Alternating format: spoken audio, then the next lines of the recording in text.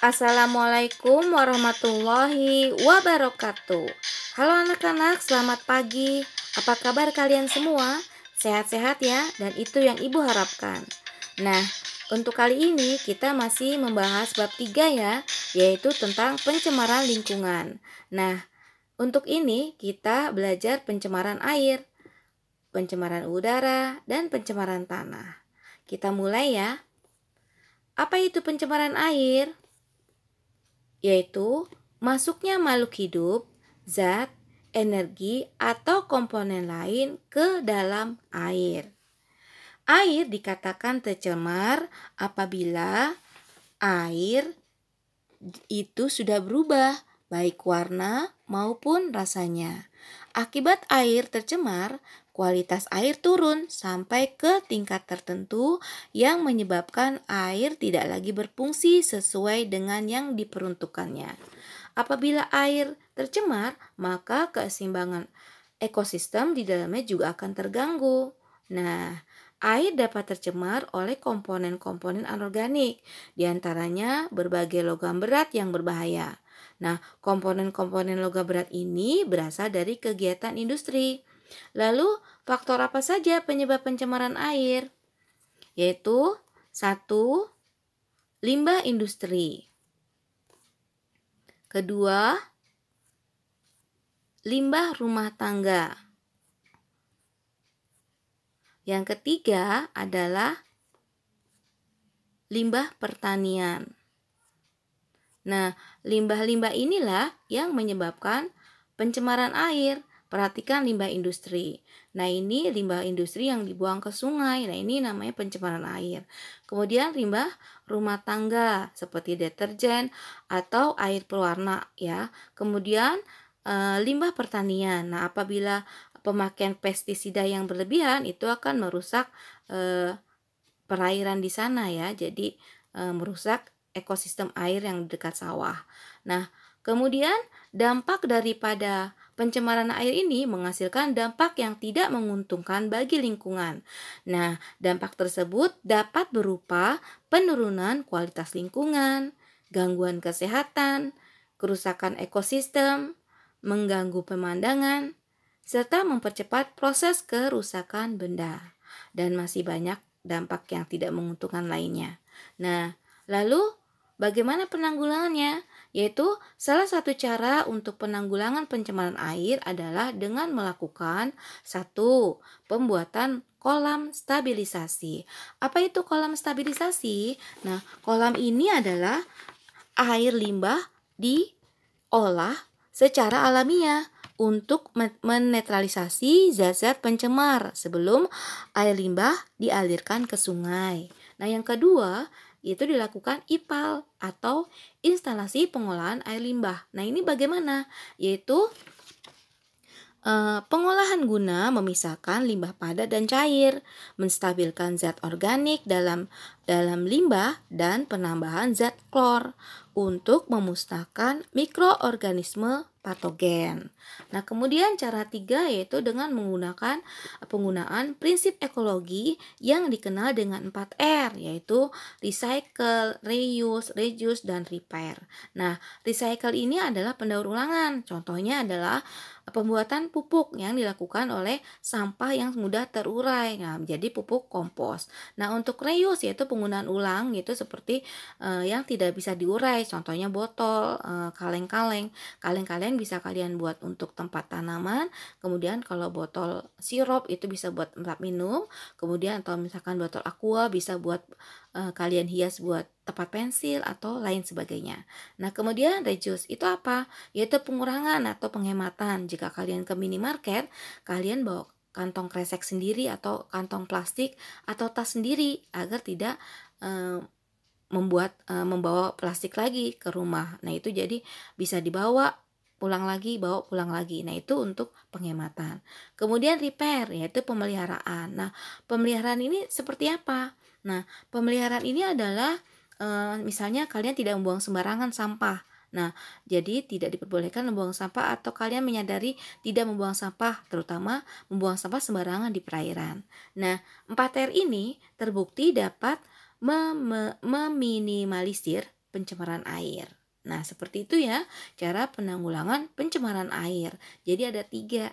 Nah, yang kita lakukan, yang sering kita lakukan adalah nomor 3 ya. Jadi kita sering melakukan usahakan lakukan itu, misalnya reduce, pengurangan, dengan tidak membeli plastik, atau kalian membeli plastik dari minimarket itu, atau harus membawa dari rumah. Jadi pulang balik bawa tas sendiri. Nah, kemudian repair yang utama, kalian harus tidak boleh membuang sembarangan, terutama di perairan, atau membuang sampah sembarangan di got. Seperti minggu lalu kita belajar ya, ke sungai, ke got itu nggak boleh. Nah, itu karena kita berusaha untuk repair, pemeliharaan perairan. Nah, seperti itu ya penanggulangan pencemaran air.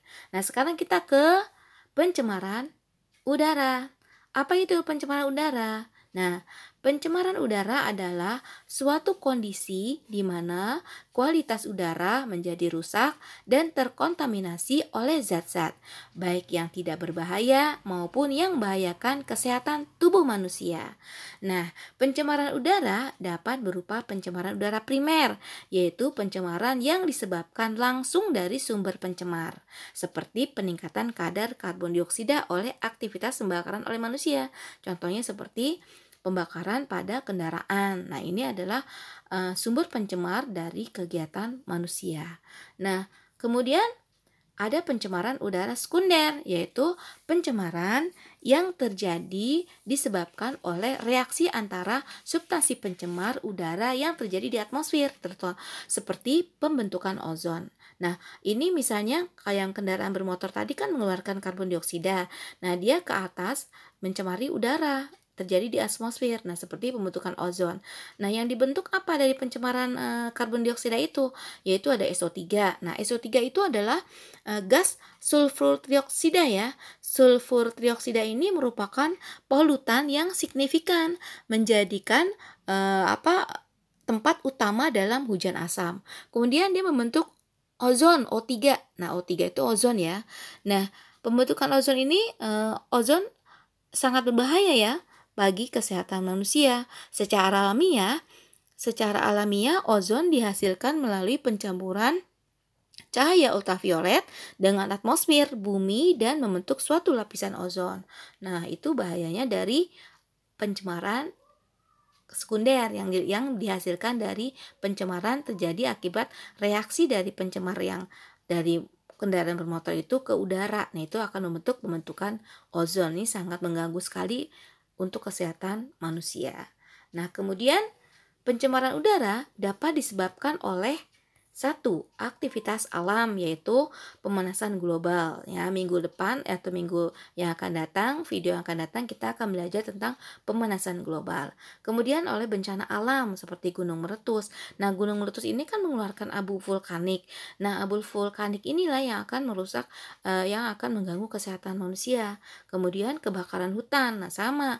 Nah, ini akan meningkatkan karbon dioksida tentunya, dan peningkatan karbon dioksida ini akan mengganggu kesehatan manusia juga. Nah, itu.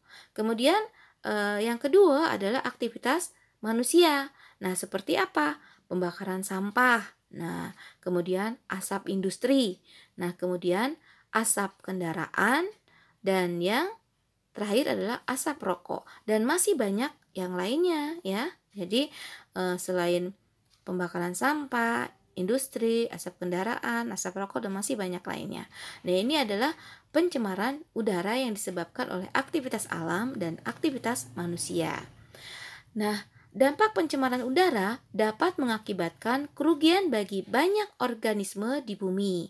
Nah, dampak tersebut dapat berupa gangguan kesehatan, kerusakan tanaman, efek rumah kaca, dan rusaknya lapisan ozon. Nah, seperti itu ya dari dampak pencemaran udara. Nah, kita akan belajar tentang pencemaran tanah. Apa itu pencemaran tanah? Nah, pencemaran tanah adalah suatu keadaan di mana bahan kimia buatan manusia masuk dan mengubah lingkungan tanah alami. Nah, penyebab terjadinya pencemaran tanah diantaranya adalah limbah domestik Nah, limbah domestik ini adalah limbah yang berasal dari pemukiman rakyat ya, pemukiman penduduk, bisa juga pengusaha, pedagang, atau warung-warung, toko-toko, atau usaha ya seperti salon. Nah, itu namanya limbah domestik atau lembaga-lembaga pemerintahan dan swasta. Juga bisa tempat wisata. Nah, itu namanya domestik. Nah, limbah domestik ini itu dapat berupa limbah padat dan cair. Nah, limbah padat dapat berupa senyawa anorganik yang tidak dapat dimusnahkan atau diuraikan oleh mikroorganisme seperti plastik, keramik, kaleng, atau sisa bahan bangunan yang menyebabkan tanah tidak subur. Sedangkan limbah cair dapat berupa tinja, fases ya. Nah, deterjen, oli. Nah, jika meresap dalam tanah akan merusak kandungan air, tanah, dan dapat merusak mikroorganisme di dalam tanah. Nah, kemudian limbah industri. Nah, limbah industri ini ada limbah cair dan juga limbah padat. Nah, limbah industri dapat berupa limbah padat dan cair. Nah, kemudian limbah industri padat itu apa? Yaitu merupakan hasil buangan industri berupa padatan, lumpur, dan bubur yang berasal dari proses pengolahan. Contohnya sisa pengolahan gula, kertas, rayon, serta pengawetan buah, ikan, daging, dan lain-lain. Kemudian limbah industri cair merupakan hasil pengolahan dalam suatu proses produksi. Contohnya sisa-sisa pengolahan industri, pelapisan logam, dan industri kimia lainnya. Contohnya itu ya tembaga, zatnya itu seperti tembaga, timbal, perak, arsen, boron adalah zat-zat yang dihasilkan dari industri. Kemudian yang ketiga adalah limbah pertanian. Nah, limbah pertanian ini apabila kita memakai banyak pestisida maka ini akan merusak struktur tanah. Kemudian jika berlebihan pun pestisida akan membuat kebal si hama. Nah, seperti hama yang akan dibasmi itu akan kebal kalau sering terus-menerus digunakan pestisida. Nah, seperti itu ya. 3 faktor utama dari pencemaran tanah. Limbah domestik, limbah industri, dan limbah pertanian. Kemudian apa dampak pencemaran tanah? Yaitu dapat berupa hilangnya kesuburan tanah, meracuni air tanah, hilangnya keseimbangan ekosistem, dan masih banyak dampak negatif lainnya. Lalu apa upaya penanggulangan pencemaran tanah? Dapat dilakukan dengan remediasi, yaitu kegiatan untuk membersihkan permukaan tanah yang tercemar. Yang kedua, bioremediasi, yaitu proses pembersihan pencemaran tanah dengan menggunakan mikroorganisme. Yang digunakan adalah jamur dan bakteri ya. Nah, tujuannya apa bioremediasi ini? Yaitu untuk memecah atau mendegradasi zat pencemar menjadi bahan yang kurang beracun atau tidak beracun. Nah, bioremediasi ini prosesnya seperti ini ya. Jadi dia menggunakan fungi dan bakteri. Fungi itu adalah jamur. Jadi bakteri. Jadi fungi dan jamur yang digunakan fungi itu jamur dan bakteri yang digunakan untuk proses pembersihan pencemaran tanah. Nah, menjadi bagus lagi. Contohnya, contoh kegiatan bioremediasi ini ya. Nah, ini sebelum bioremediasi itu danaunya kotor, tercemar. Kemudian sesudahnya dengan menggunakan mikroorganisme, jamur dan bakteri maka dia akan bersih. Tuh lihat hasilnya. Bagus kan? Berarti cara proses pembersihan pencemaran tanah dengan menggunakan mikroorganisme. Itu contohnya adalah bioremediasi. Nah, demikian anak-anak, kita belajar tentang pencemaran air, udara, dan tanah. Nah, mudah bukan? Jika kalian masih merasa kesulitan, kalian bisa mendengarkan ulang ya. Nah, dan kalian memahaminya.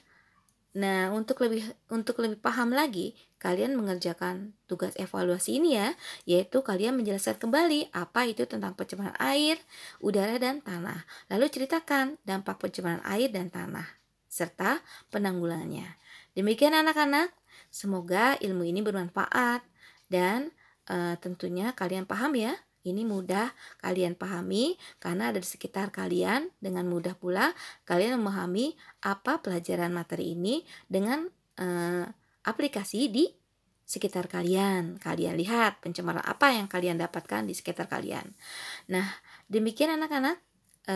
Ibu ucapkan terima kasih untuk perhatiannya. Kita ucapkan alhamdulillahirabbil alamin. Terima kasih untuk segala perhatiannya. Wassalamualaikum warahmatullahi wabarakatuh.